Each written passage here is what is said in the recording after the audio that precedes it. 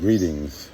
Welcome to another edition of my vlog, my new channel, Diary of a Resolution, which you can find on YouTube and my new Facebook group of the same name.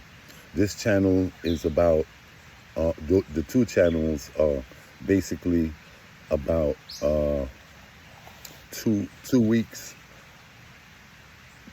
old and 3 weeks old respectively, right? And the channel is designed to offer insight to the people of the world, particularly melanated individuals, the indigenous people of the world, from all over, people who look like me, who are so-called black people, that basically are at war and have been with a power structure that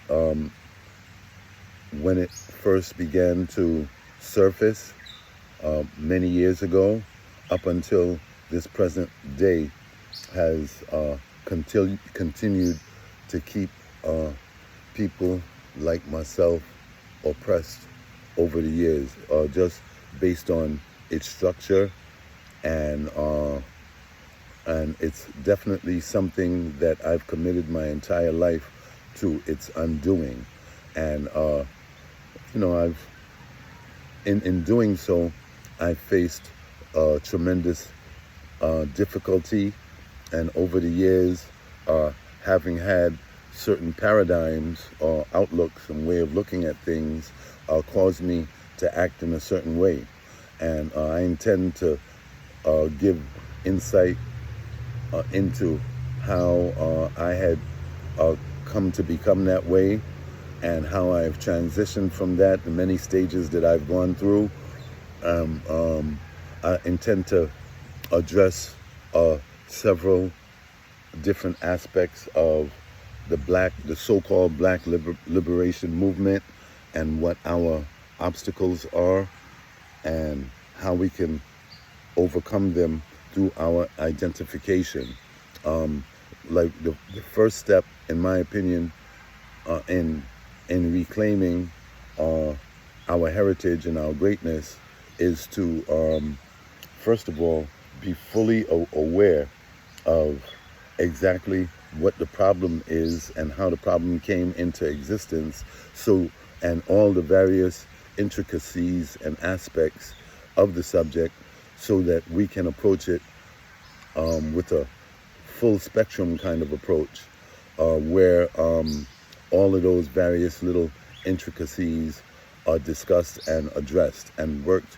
And then when we come to a consensus about, or not even a full consensus, but a basic consensus about the direction, in spite of all that's happened, what we would like to accomplish from this point forward, we can form what I call a resolution, which is a common direction that we all want to proceed in, and to proceed in that direction. So actually what I'm suggesting is a level of structure and organization that will allow us to concentrate our efforts and pull our muscles in the same direction, therefore making our efforts more effective, and giving the people who try to keep us in the positions that we are and have been, making it very difficult for them, making them uncomfortable for them, with by presenting certain truths that are irrefutable, in as far as the truth is undefeated, and as long as we stick to that, and we stick to that, and if we could rise above giving ad hominem labels to individuals that have committed these crimes against humanity, which is more directly against us, we can begin to actually achieve whatever objectives that we set for ourselves. Now, I was just looking through YouTube a little while ago, and when I adopted the name Diary of a Resolutionary, I was fully aware that there was another channel out there called The Diary of a CEO. So, like, I knew that I was, not original in that regard because of the existence of such a channel. But then when I was doing a search for my channel today, Diary of a Resolutionary, I noticed that there's a channel out there called Diary of a Revolutionary, which is quite old. It could be as old as 10 years old. I've seen postings as lately as 9 years ago. So, just I was thinking I was a little original by coming up with that name, but apparently I wasn't as original as I thought. So it's all good, because a resolutionary is a revolutionary, except with a different type of energy. It's because a revolution, basically, in my opinion, is a false rebellion that is not a genuine upstart of the people. Usually, the funding, the planning, the actual brainchild behind of any revolution that I've ever known of has basically been the result of certain outside or elite forces or people with ulterior motives that simply come to people who are vulnerable in their suffering, and they basically tell them what they want them to know, stir up their feelings, and get them to generate some sort of antithesis to the existing situation. And the word that I used is in this instance is antithesis, right? And that is consistent with a philosophical term that was coined by a German philosopher approximately a couple hundred years ago, named George Wilhelm Friedrich Hegel, right? He coined a term called the Hegelian dialectic, in which change occurs in a three-step process. It starts with synthesis, right? Where you create a problem, right? You create a problem, and obviously the problem manifests itself in society and becomes a cause for concern. And then you have thesis, right? Synthesis, thesis, and antithesis. So you have thesis. The thesis is this is the problem, and you generate opposition to the problem that you created in the first place, right? So that's antithesis. That's thesis. And then the third and final stage of that process is to create and promote the solution to the first two elements of that process, and that's antithesis. So basically, they've been running the same game for quite a long time, and unfortunately, our people have not caught on to it, and for many different reasons that I intend to attempt to identify today. Take, for example, where I live right now, the United States Virgin Islands, St. Thomas. And I have in my possession somewhere in my library a book called Psychological Monographs.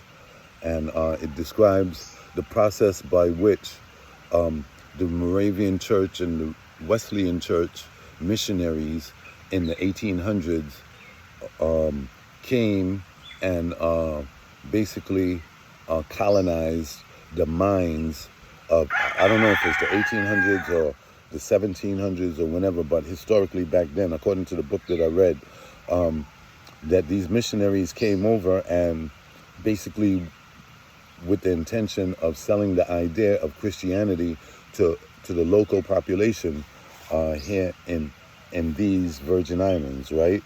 And according to what I've read, I got to dig it up somewhere so I could give you more specific facts and then, do an actual video on it. They were able to convert the majority of individuals to that faith in a short amount of time, a relatively short amount of time. So before I continue any further, I just want to show you guys that I'm sitting here in the comfort of my my yard. I'm actually a farmer. I'm self-sustaining, like promoting a culture of independence and self-sustainability. And I'm not just talking the talk, I'm walking the walk. I've been on this farm for several years. When I came here, it was all wilderness. It all looked like that, right there. Like straight ahead, further.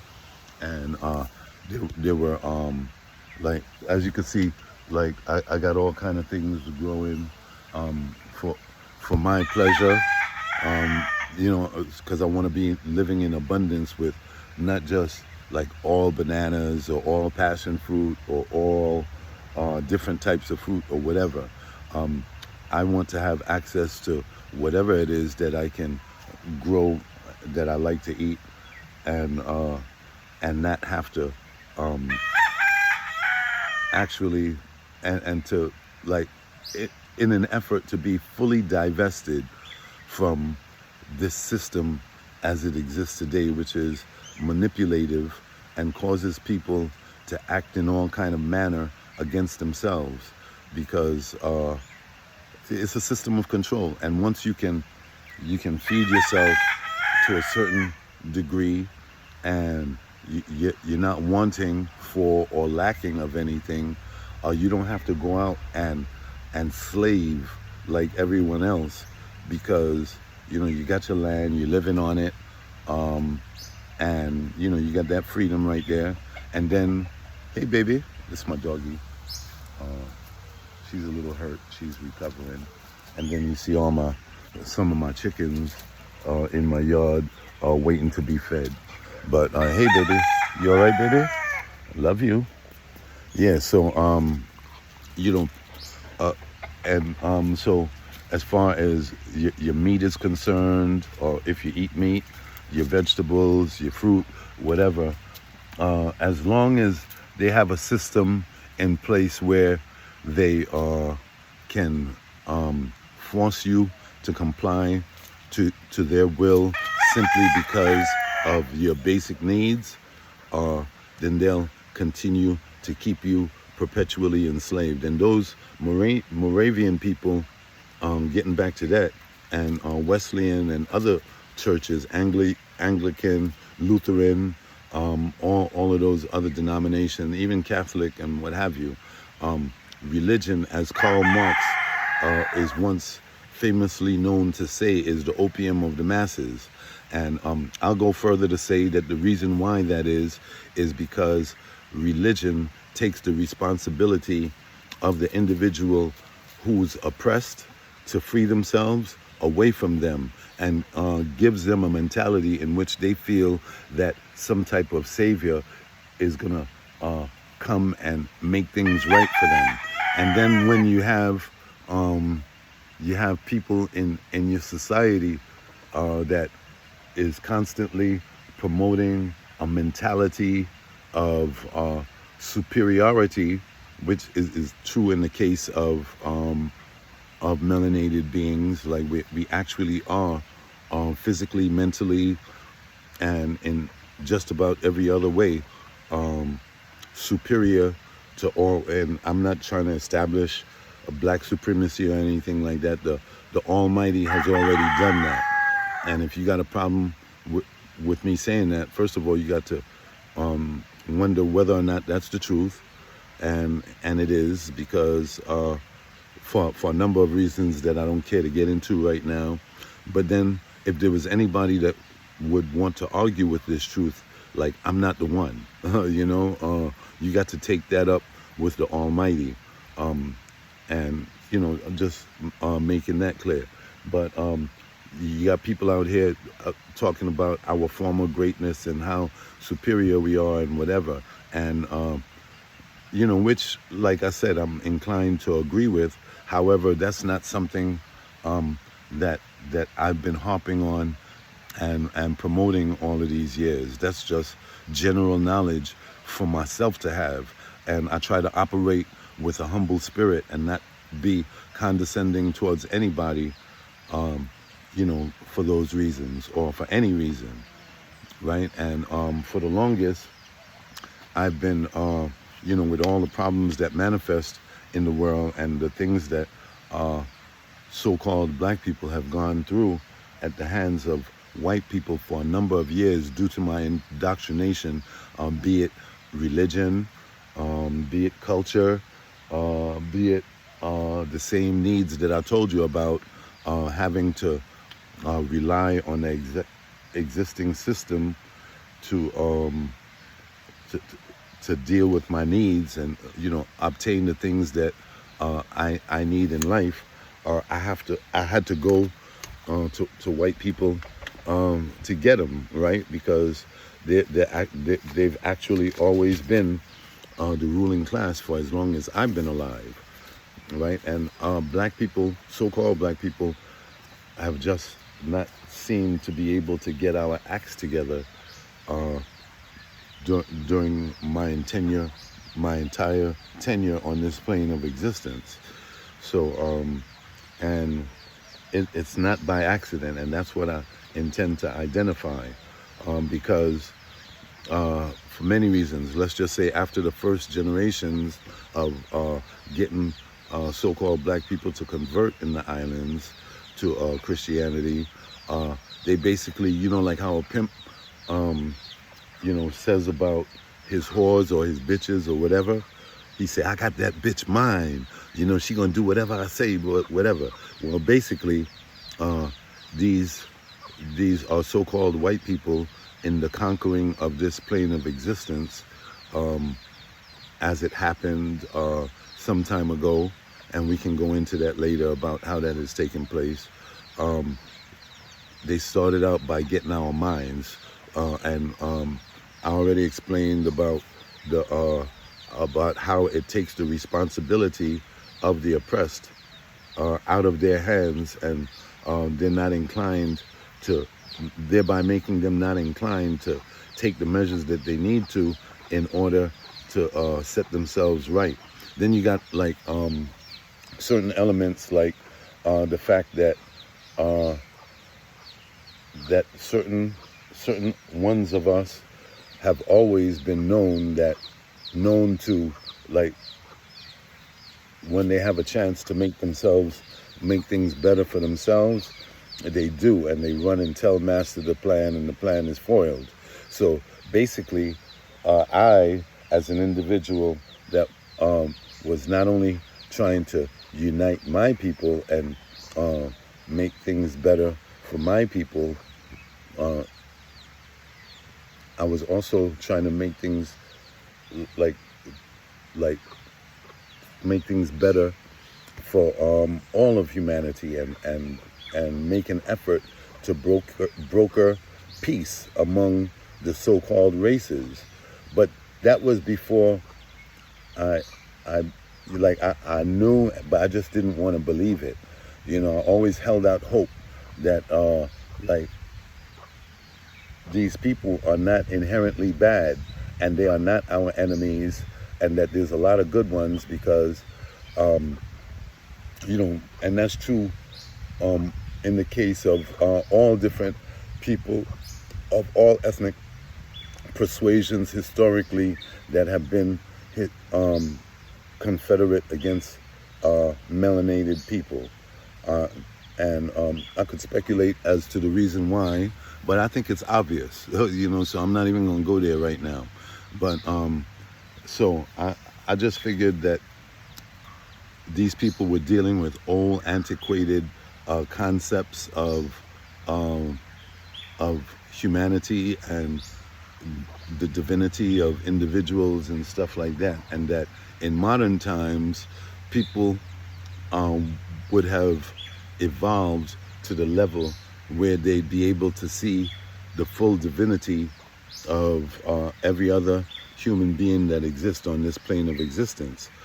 But little did I know the full context of how things came to be, and I never really took the time to sit down and objectively reflect on the level of horrific crimes that have been committed against my kind by people of other ethnicities, and how it continues to this day. And then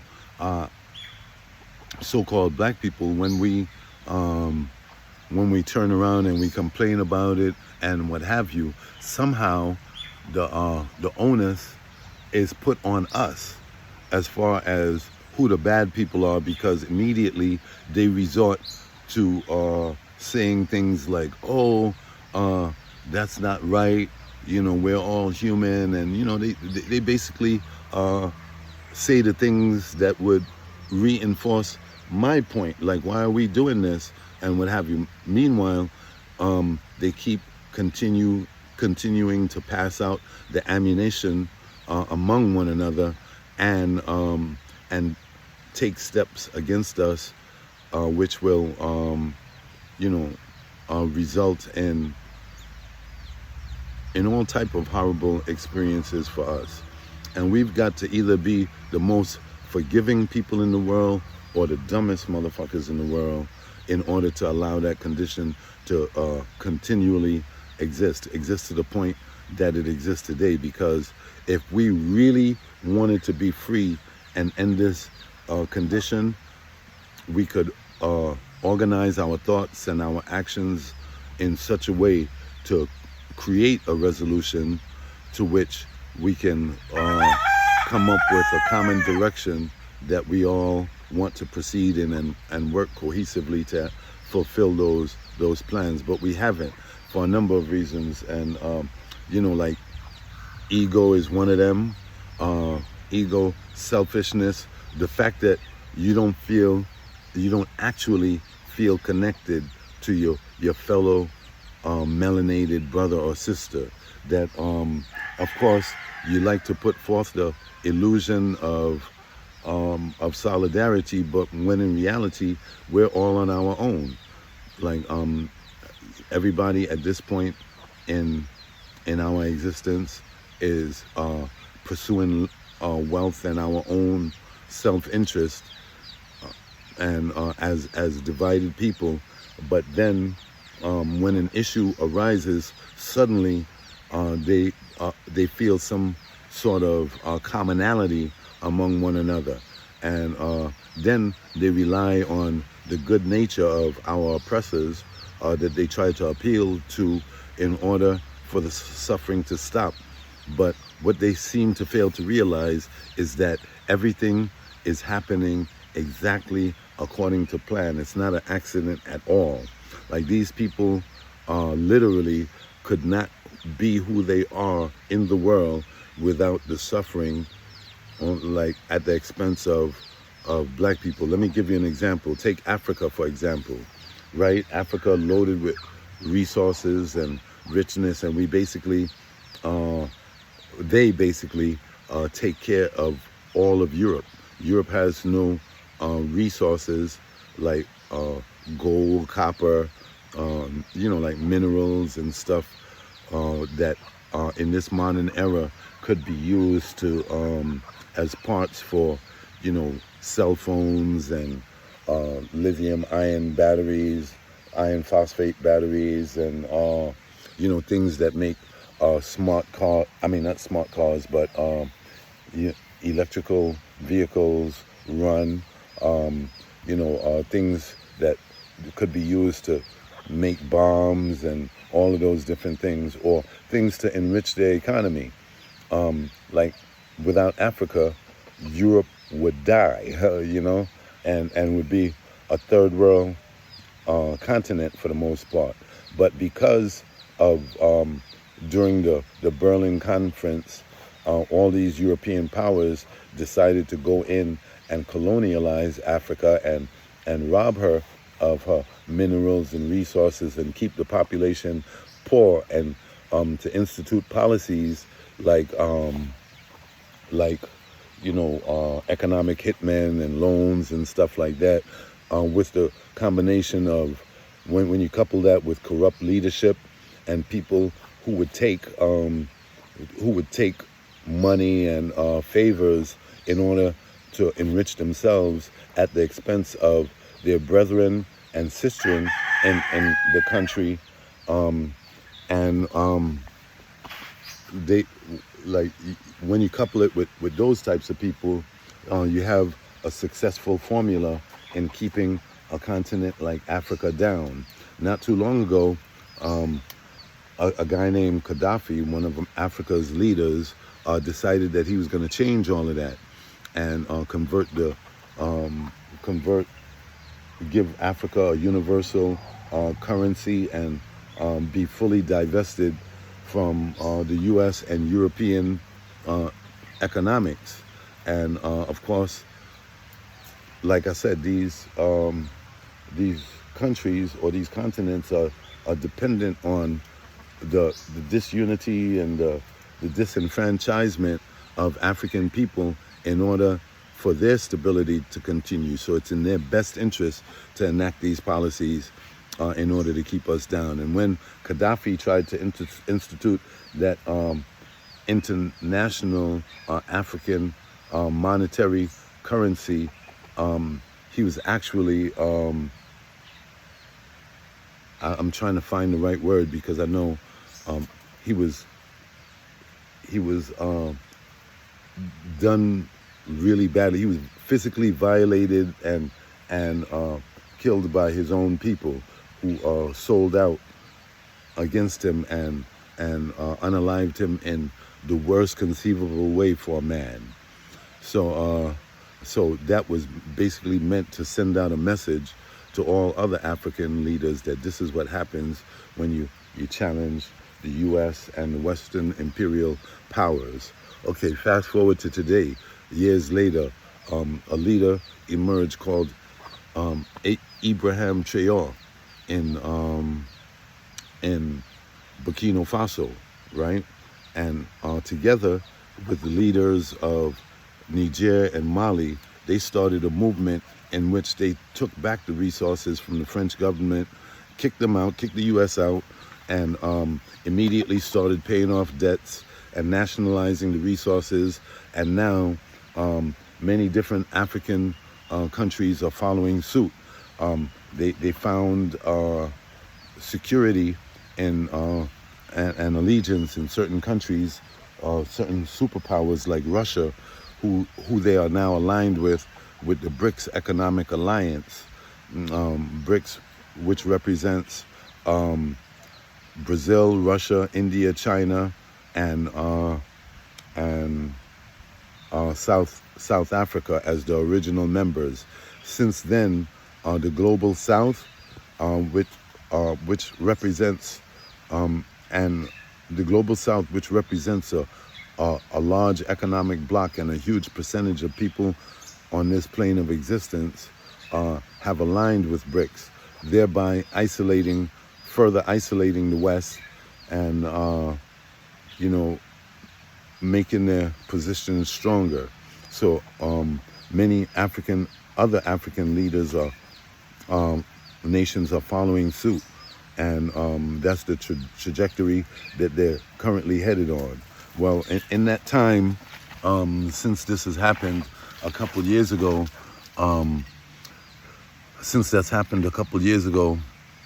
There's been 19 attempts as of last week on this guy's life. Most recently they paid $41 million to one of his generals, in order to unalive him. So these attempts on this guy's life is constantly being made. My point in talking about that is the fact that you can't trust your own people around you, and you have to be eternally vigilant in protecting your energy and being straightforward about everybody, and questioning people's motives as they start to appear and manifest themselves, in order to arrive at the truth. You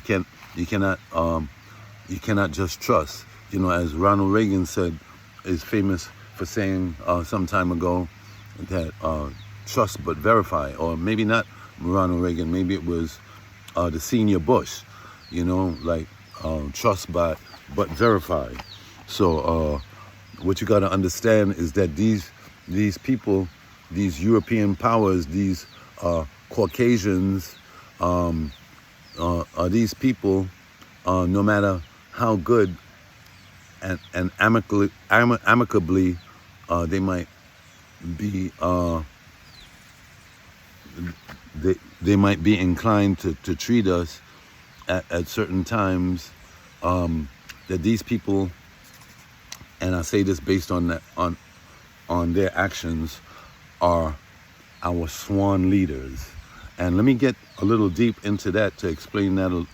I said sworn leaders, sworn enemies.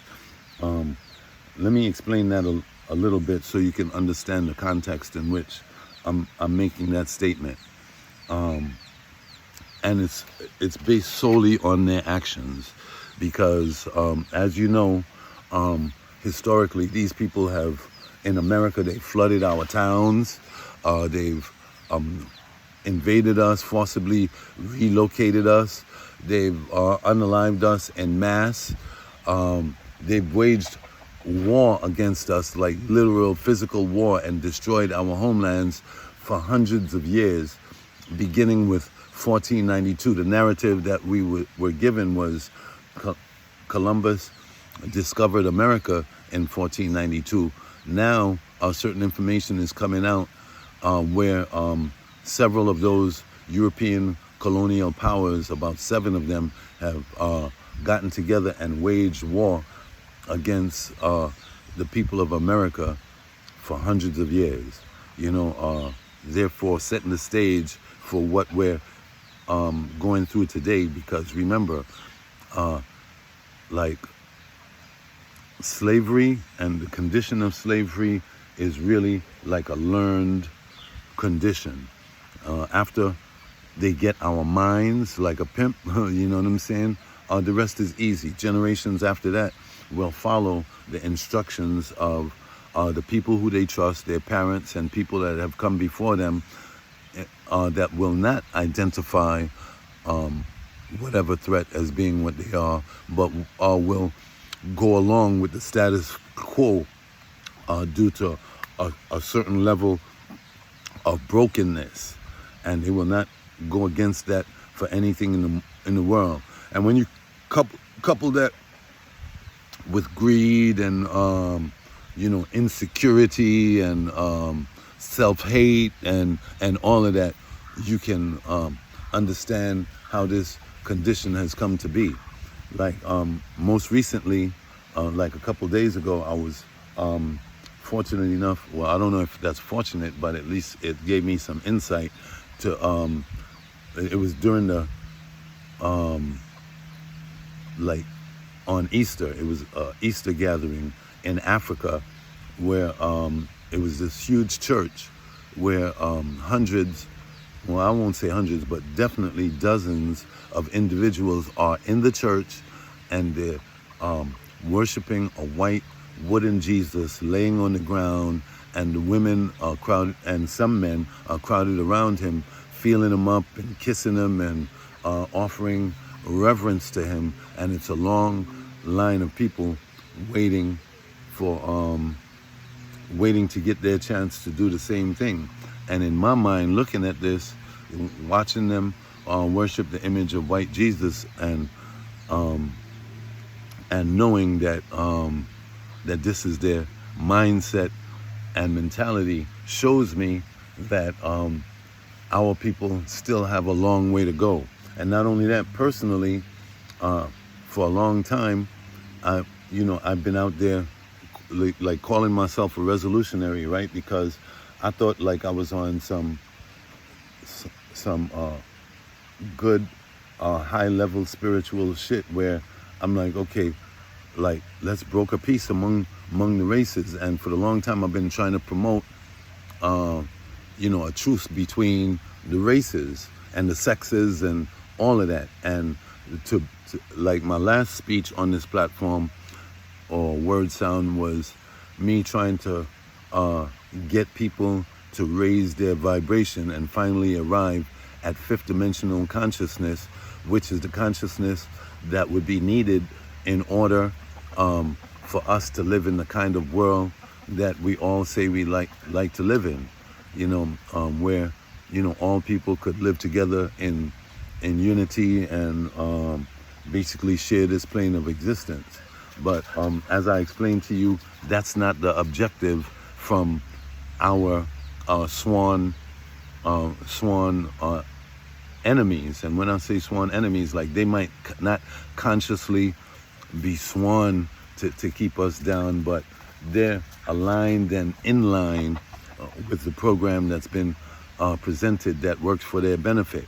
And all this time, I've produced over the years, definitely dozens of word sounds on Facebook Live and YouTube and whatever, making that appeal. And then I'd have all kind of white subscribers on my live, like watching in and listening and not making any comments, not contributing in any kind of way whatsoever. But, of course, you have the black people too, faking and fronting like they down with the program, but they would do nothing to lend an effort to coordinate with me in any way. It's like my words just fall on deaf ears, and it's been that way for a while. But the moment I changed my energy and I realized that, hey, these people don't give a fuck about us at all, and it's evidenced in the fact that they've flooded our lakes, they've used our children for alligator bait. When they first arrived, there are accounts of the conquerors and the conquistadors cutting the bellies of pregnant women open, allowing the baby to fall out on the ground, and they would let their dogs attack and eat the baby, right? Things horrible like that, according to accounts like Jesuit priests, Balthazar, is it Balthazar Gratian, I believe? I hope I got that right. No, Balthazar Gratian is another philosopher. When I get the name right, I'll bring it to you. But basically, he was one of the people that rode alongside Columbus during his conquest, and he extensively depicted the condition that he was able to witness. It's called The Destruction of the Indies, if you wanted to look for that book, right? And Bartolomé de las Casas, I think his name is, Bartolomé de las Casas, it's his historical account, right? And the accounts are so vicious that it's horrible to think that human beings could have that type of attitude towards other human beings, but they did. And continuing up to the time where, like I said, they used us as alligator bait, they decimated our populations, they conquered our lands all over the world, and then they normalized, they installed the governments and whatever, and after a period of time, everything was normalized to the point where the indigenous people learned to love and embrace their own conquest and enslavement, and literally became advocates of its continuance. So therefore, if people like me decided to rebel against the system, they themselves would be the very first people that I'd meet resistance with. Just to give you an example of that more specifically is like the social welfare system. Like if you're, take for example, metaphysically, right? This world is based on contracts. So, there are certain maxims that exist, which is the wisdom of the ages that basically tell you the fundamental nature of your existence. And one of those maxims is that which you're in agreement with, you're in contract with. So if you would indulge me for 1 second and imagine this scenario where you are being oppressed and you turn to your savior, right? You turn to your savior and you pray to God for deliverance from your oppressors. Now suppose that the Almighty Creator did hear your prayer and came down to liberate you, and he found that you were in league with your oppressor, that you actually voluntarily go up and give all your energy every day to this oppressor, in order to be rewarded in some way. And let's say you adopt a position of maybe a social worker or something like that as a profession, where you're literally separating families from their homes, children from their homes, and creating conditions in which they could be exploited and trafficked and stuff like that. So that means that individual having that position is an example of being in league with their oppressor. Or to take it to the opposite end of the spectrum, they're not working, but they're receiving benefits from the system that will give them a monthly stipend to pay their rent, because it's hush money, to pay their rent, to purchase their food, they give them a stipend for clothing, and they put money in their hand, to the point where these people have no incentive to work. And of course, not having critical or interest in critical and analytical thought and action, like they know what their weaknesses are. So if somebody like myself comes along and wants to try to work towards ending that system and present it to them, in their mind, they'll remain quiet and pretend as though they're in league with my proposition, when in reality, that person couldn't bear the thought of not receiving those stipends at the end of or beginning of each month. So they will be the first people in line to either run and tell or to try to stop me themselves. And I say this because when I go out on the street and I try to do my street outreach, I go to the hood and I talk to, like one time I was in the hood, people that I hang out with every day for years, and we was talking about uplifting our community with a bunch of older OGs, right? And I was like, look at the positive conversation that we're having right now. Why don't we go and knock on the door and on the doors of several houses in this housing project, or go to the stores, go to the schools and speak to the youth about the truth and what they need to know. And everybody was immediately resistant in that instance. And I even mentioned it to one guy about knocking on doors and talking to parents and letting them know, like, yo, I want to mentor your youth and whatever. And this guy personally said that if somebody like me ever knocked on his door with that kind of bullshit, the only thing that I would meet is the nozzle of his gun pointed at my face, because I decided to sacrifice my time and energy and resources to come teach their child about becoming liberated from the condition of slavery. And it got so extreme that the entire turf rised up against me, and I thought that I could be physically harmed. So that's one instance. And to give you the most recent instance, I went to visit some friends the other day, and they were talking about how badly they missed me, and what you're doing for a living, and just trying to be in my business. And I was just visiting them because I hadn't seen them in a while, and there was this one particular woman that was all in my business, like, how are you going to support yourself? You had a good hustle here.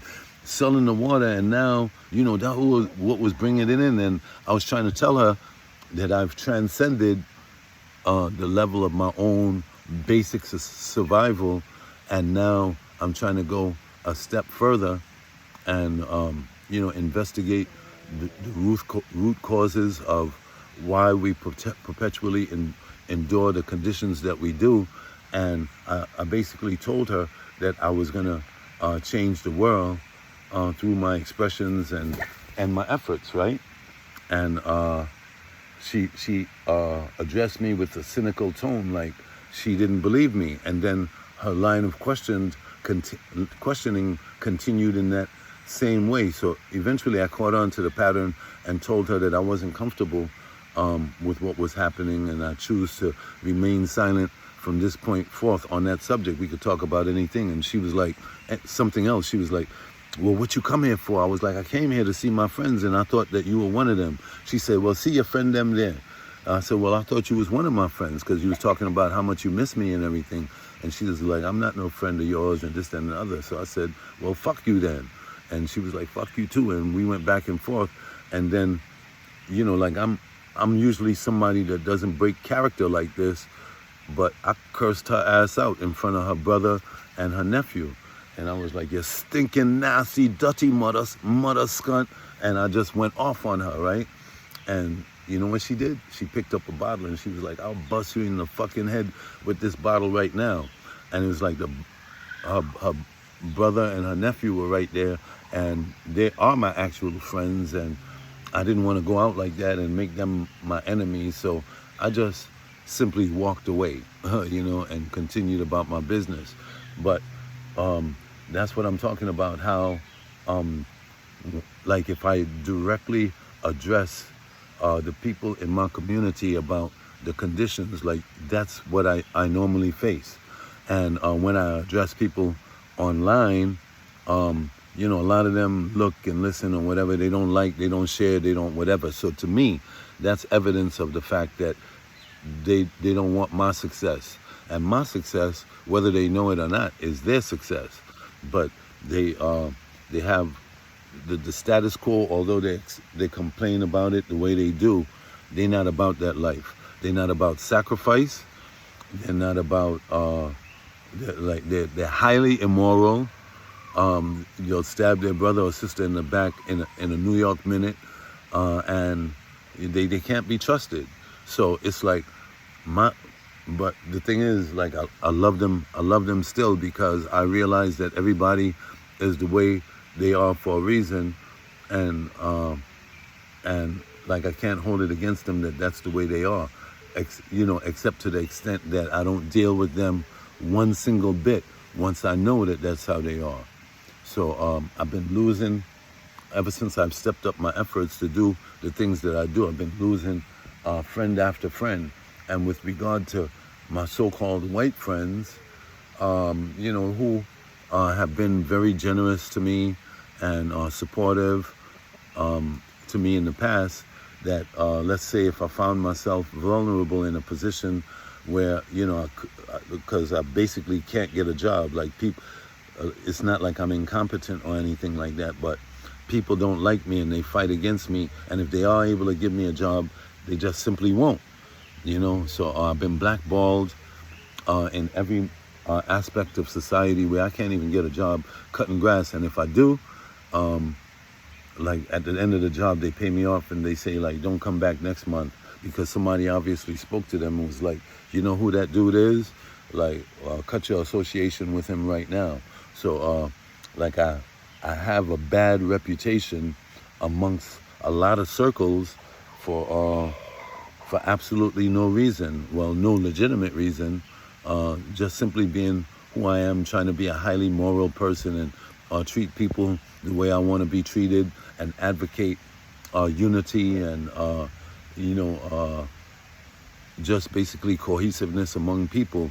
I'm not known to cause any harm against anybody in this community or any community that I know of. Sure, I've made my mistakes like everybody else, but as a person that's always been hindered by reflection, sure, I've made a a few indiscretions here and there, but nothing that anyone consider a hardcore lasting pattern that I've been on, that was destructive to other individuals. So that's my reality as far as that's concerned. Am I going to give up? No. When it comes to, like, one of the hardest things that I ever had to do was to confront white folks and tell them about their self, tell them about our history, like things that I'm finding out every day that's taken place. And in my advocacy of our unity over all the years, white people would, like I say, voyeuristically watch, and they would never comment, like, share, subscribe, any of that shit, even though I was saying all positive things about them, saying that everybody's individuals and they're not all like that, and what have you. As beneficiaries to the existing system, they know that when black people rise up and claim our rightful place in society, that's not going to be beneficial to them, because the gravy train is going to be over. Therefore, they're not inclined to help in any way, because those same people who've been smiling up in my face and been nice and generous to me, gave me money to feed my cats and feed myself over the years, or probably tipped me really well when I would be selling water or whatever. Like, that gave me the impression that, man, these people ain't so bad after all. Only some of them are. But the reality is, just as I just expressed, that once we fully come into ourselves, that means that life is going to be different for them. So in terms of me spurring on any different type of change, just like the black people, they will not offer, like, if I come up to them and I say, hey, listen, I'm raising money to start this real positive thing that I'm going to change the world, and I explain that I'm a resolutionary, and all the different things that I just explained to you. They say, well, why don't you send me some more literature on it and whatever, and I'll tell you whether I want to support or not. And it should be plain as day that this is a positive course that I'm on, and it's something that they should give me the benefit of the doubt. And like, if they could give me freely, just come out their pocket really quickly and give me $20 for dog and cat food, or just for myself or whatever, when I'm representing an even bigger cause, I'm expecting that I would automatically get support, but that's not the case at all. So I came to certain those realizations, the same realizations that I came with black people, and why they won't help me. So I was like, okay, boom. I have no allegiance with anyone, and I could have no allegiance with anyone in this endeavor that I'm on.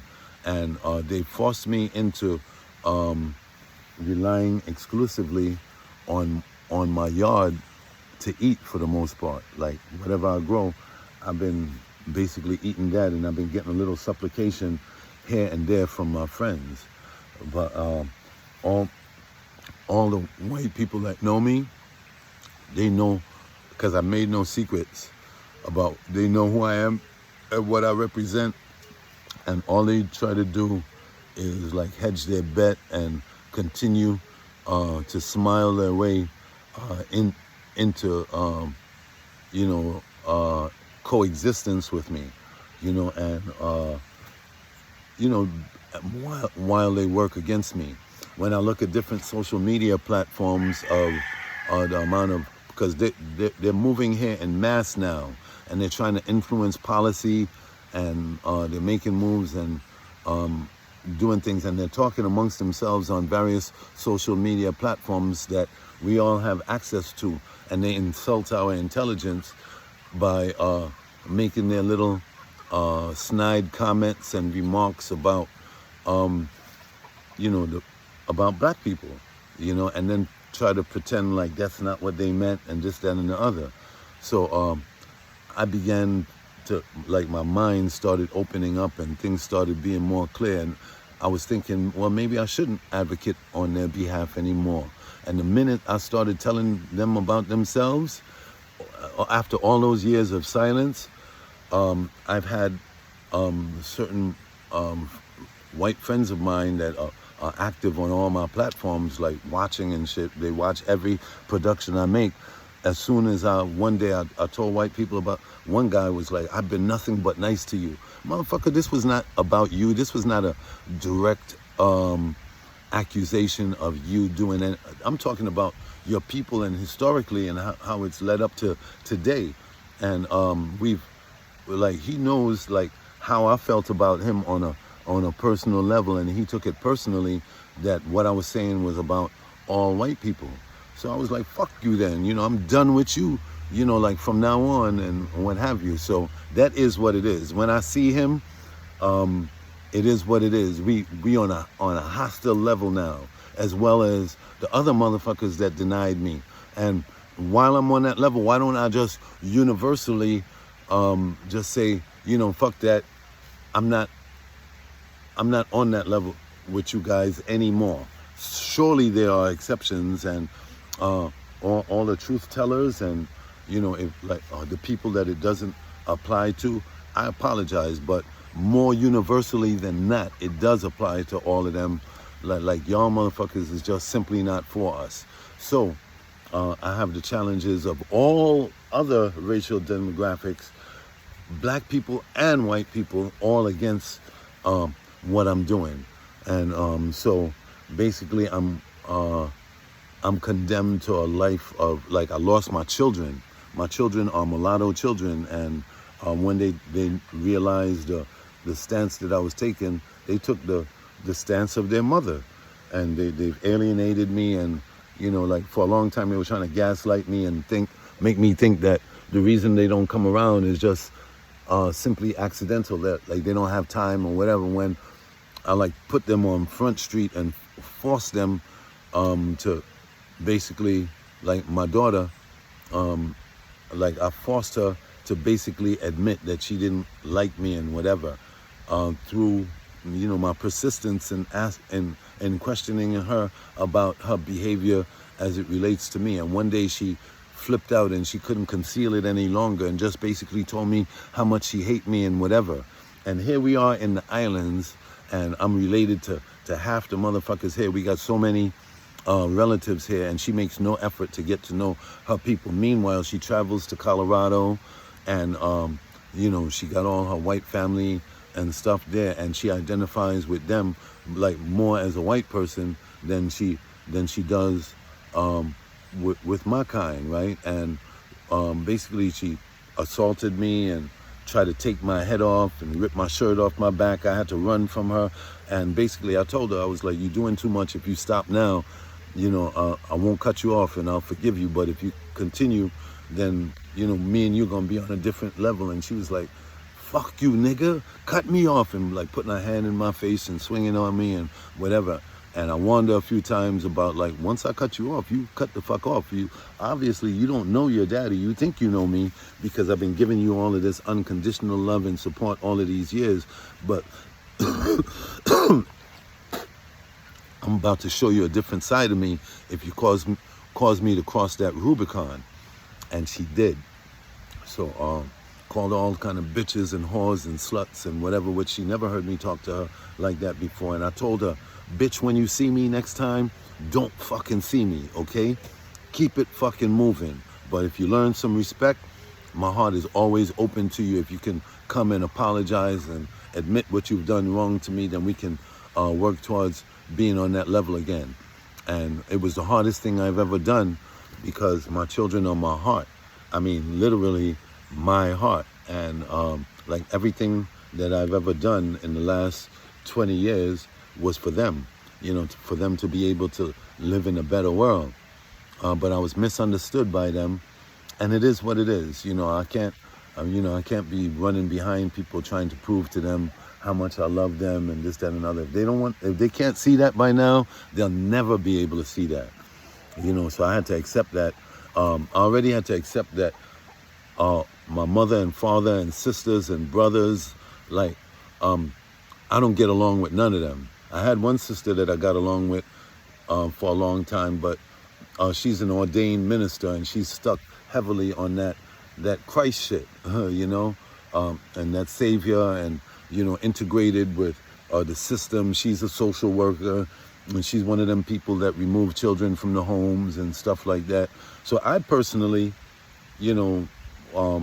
like after having presented all kind of information to her over the years and realizing that she's rejecting that and sticking to her guns. I'm talking about things that I could prove, not speculation, what have you. She rejected that and wholeheartedly continues to embrace that philosophy. So since we're not philosophically aligned, as much love that I have for her, all I could do really basically is continue to acknowledge her on her birthday and as she acknowledges me on mine. But we have very little contact outside of that. And I got 12 other brothers and sisters from mother and father side, and I'm not cool with any of them or their fucking children or, whatever, like, fuck all of them.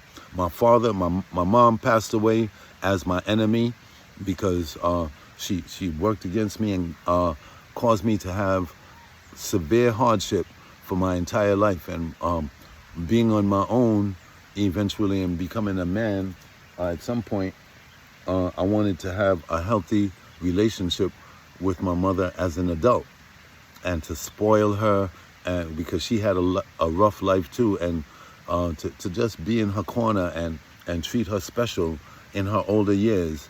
And she just continued to play the same old games that she played with me for my entire life, which caused me, like at the time of her death, she and I were not talking. Same thing with my grandmother. My grandmother heard one of my speeches one day, and she was like, "Who's that, Farrakhan?" I was like, "No, Grandma, that's me." She was like, "Get the fuck out of my house right now." And she turned her back on me.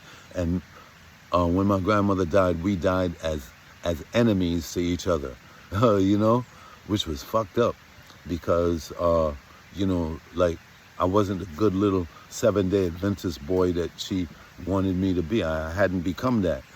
So I was like a failure in her eyes, and she turned her back on me.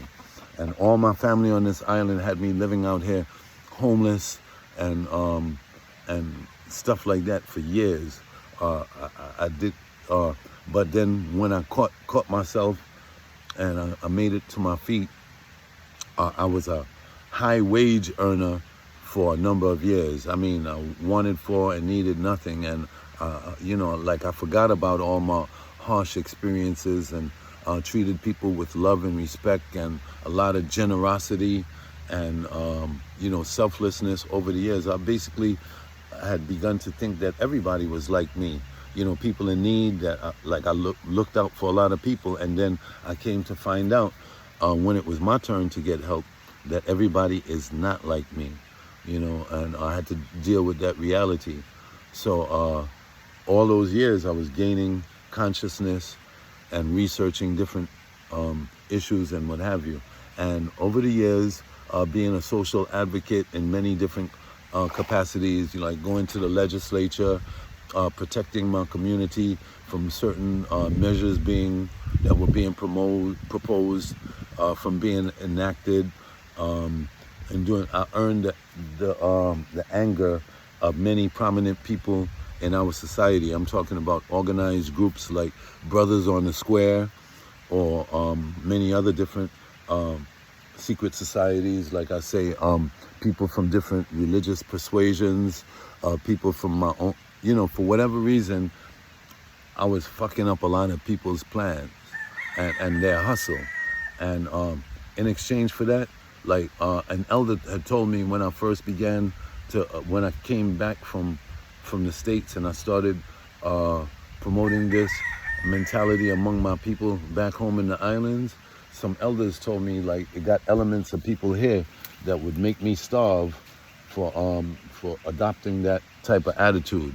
And lo and behold, everything that he told me was absolutely correct, because these people do their best to make me starve or try to get me to the point where the things that they do to me, that I have to get violent, and then of course I have to deal with the police and answer for charges and stuff like that. So I became less inclined to to be violent and stuff like that, and like I let a lot of little things go and suffered a lot of indignities over the years, and every once in a while I come close to crashing out. So I basically, when coming to the realization that, listen, it ain't really safe out there on them streets for me, because it's like a spiritual trap. Like a lot of people are weak vessels that are susceptible to spiritual colonization, which means that,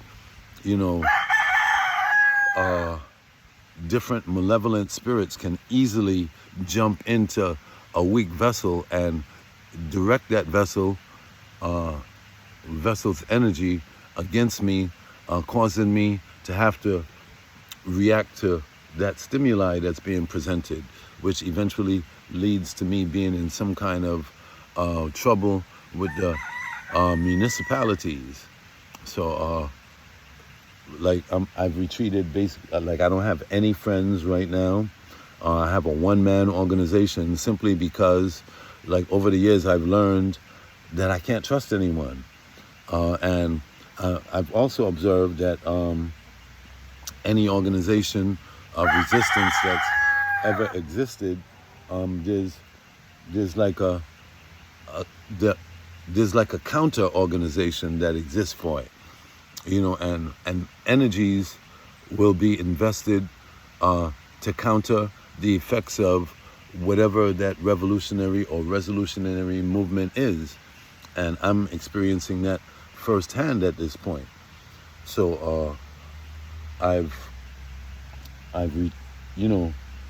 here now, and like I'm still trying to conceive of the full program to which I can appeal to other individuals in this regard. I know it's not safe for me to go out there on the streets and expose myself because I have no protection, and like, believe it or not, that's not what I'm worried about. I'm worried about what I'm gonna do to the people that come after me, but needless to say, I don't need that. So I got to learn how to use my energy more wisely. So therefore, I'm exclusively relegated to social media, for that cause. So here I am right now, trying to show people that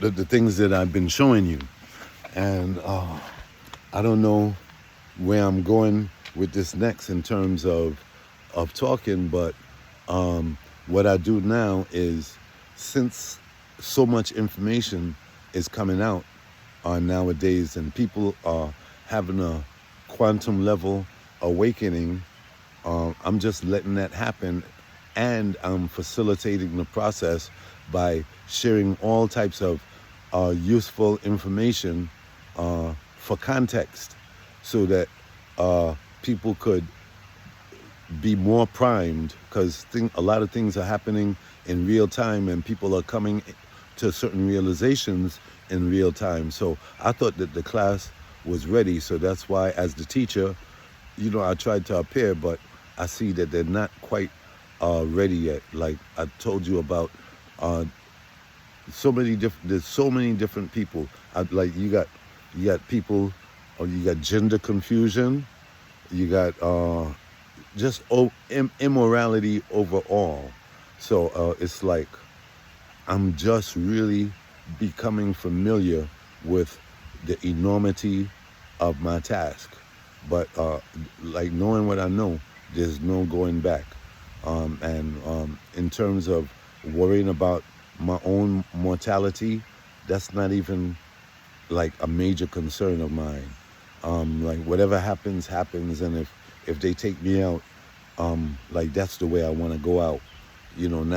Not doing some stupid immoral shit that's not going to be a benefit to myself or anybody else in humanity.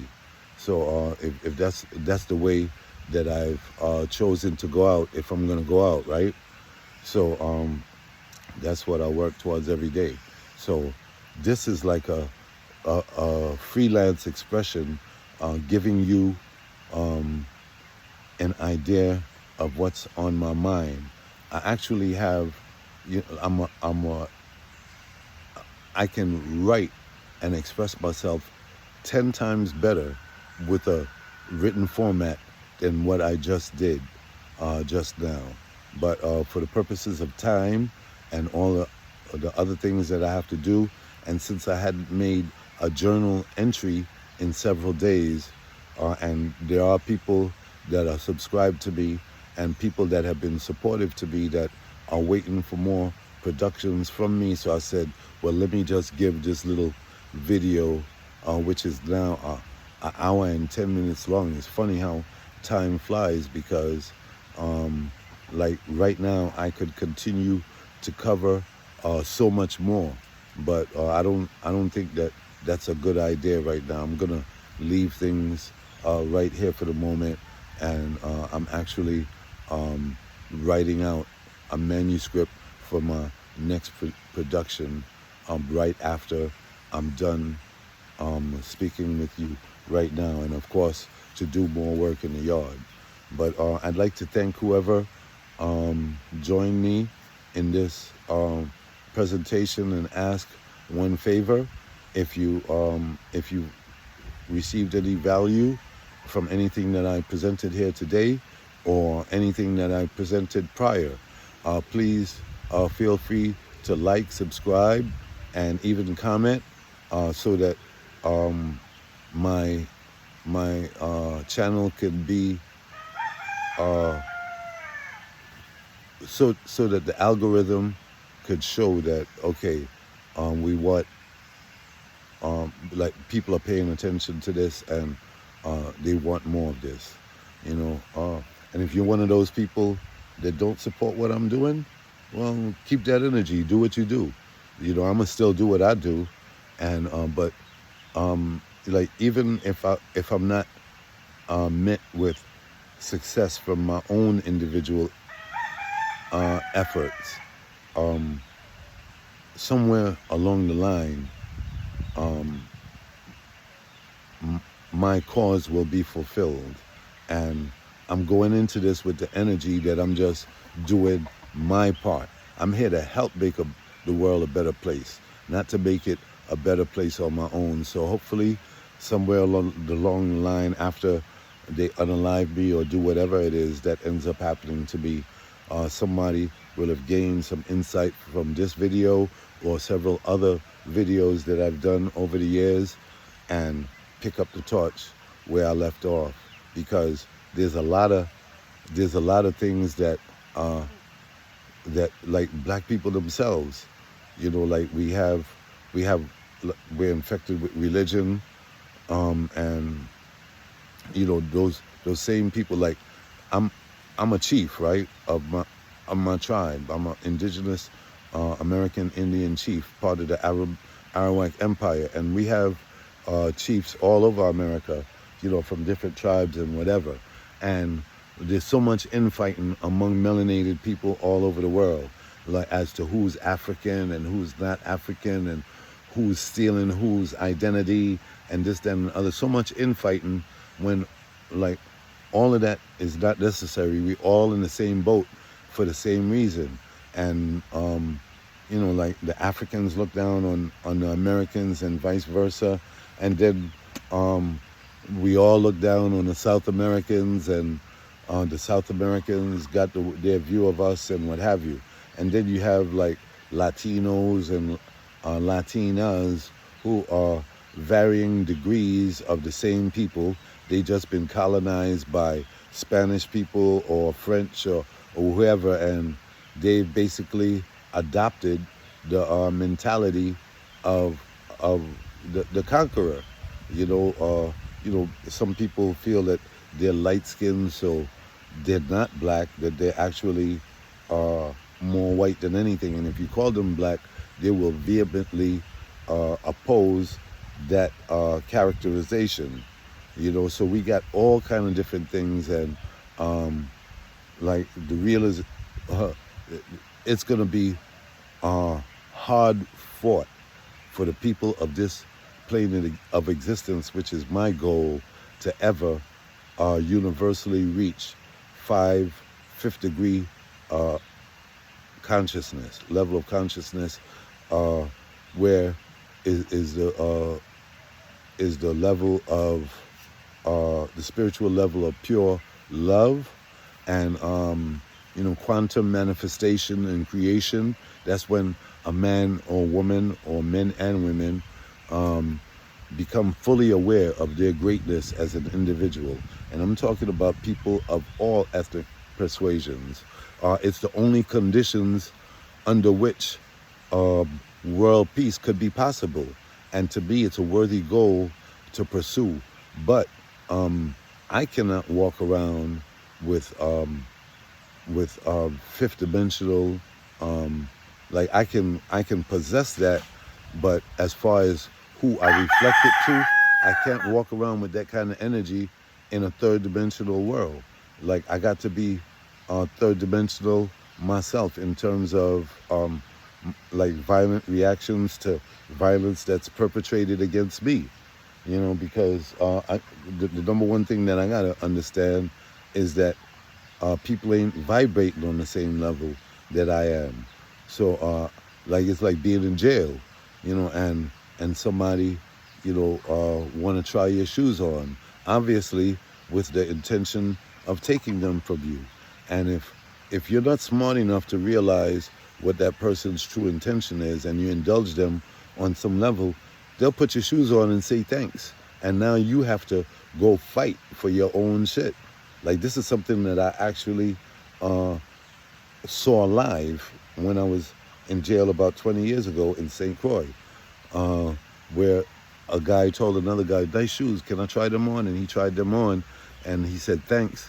And then the guy walked away, and he was like, "Give me my shoes back." And he was like, "You gave them to me." And when the CEO came, he told the CEO what happened, and the CEO asked the guy, what happened, and he said, "Yo, this guy gave me his shoes when I asked for them." And the guy was like, "Is that true?" And the guy was like, "Yeah, he just asked to try them on." So basically, the guy who asked for the shoes was allowed to keep it because it was considered a gift. It was supported by the administration.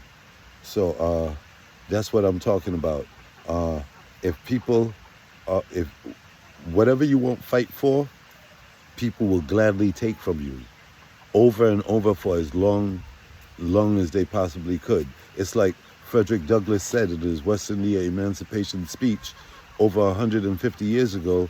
He said, "Let me give you a word of the philosophy of reform. The whole history of the progress of human liberty shows us that all concessions yet made to her august claim have been born out of struggle. Without this, there is nothing. Without struggle, there is no progress." That's where that saying comes from. Those who profess to favor freedom and yet deprecate agitation are men who want crops without plowing up the ground. They want rain without thunder and lightning. They want the ocean without the awful roar of her many waters. Now, this struggle may be a moral one. It may be a physical one. It may be both moral and physical, but it must be a struggle. Though, find out what any man will quietly submit to, and you have just discovered the exact measure of injustice that will be imposed upon him. And this will continue until it is resisted by words or with blows, until these devilish outrages are resisted with either words or with blows or with both. And with that having been said, I'd like to take leave of you at this moment. Until next time, thank you very much for your indulgence. Please like, share, and subscribe. Leave a comment, and I'll see you next time, or you'll see me next time. Thanks again. Love.